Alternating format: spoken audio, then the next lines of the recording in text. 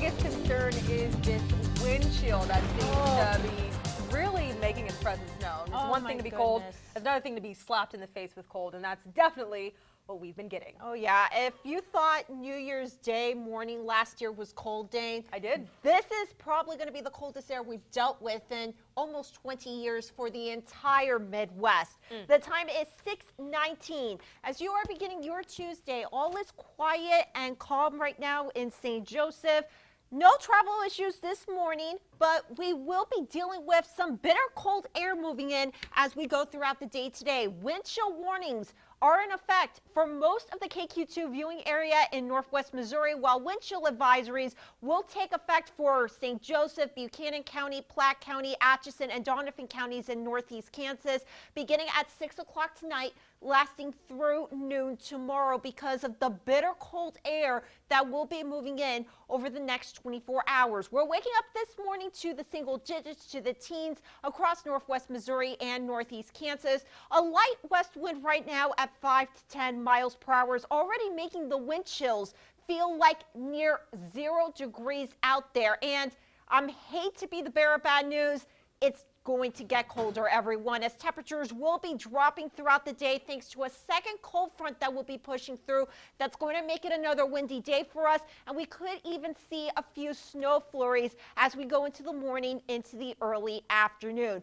We have seen a few clouds move in over the last several hours in our KQ2 high-resolution max satellite and radar. It is all ahead of cold front number 2. I told you about this yesterday. This is going to be the cold front that's going to cause high pressure to build in and that Arctic air to follow behind it. So you will need to take the proper precautions to stay safe and warm as we go into the next 24 hours. So let's go ahead and take a closer look in your all-important KQ2 hour-by-hour forecast.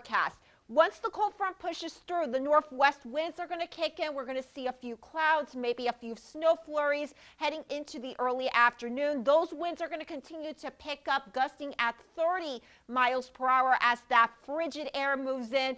And by this time tomorrow morning, we are going to be dealing with the coldest morning of the season so far with the dangerous wind chills. Here's a closer look at it. As we go throughout the day, it's going to feel like the single digits to below 0 heading into the afternoon.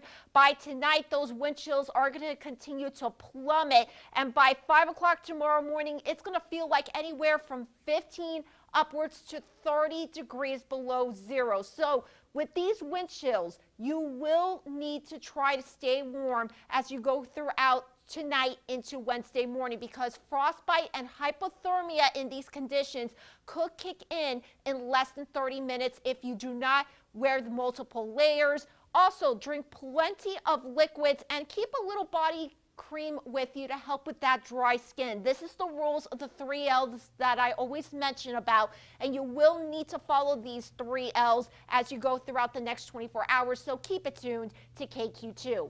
19 for your high today before temperatures start plummeting behind the front, Dane. And again, we could see a few snow flurries. Air temperatures tonight will only go down to 8 below. We're only going up to 3 degrees tomorrow, and then we'll slowly thaw out heading into the second half of the work week, into the weekend, with the 30s and the 50s returning to the forecast. And Punxsutawney Phil will be making his prediction on Saturday to let us know if this cold air is going to stop and maybe we can get an early spring.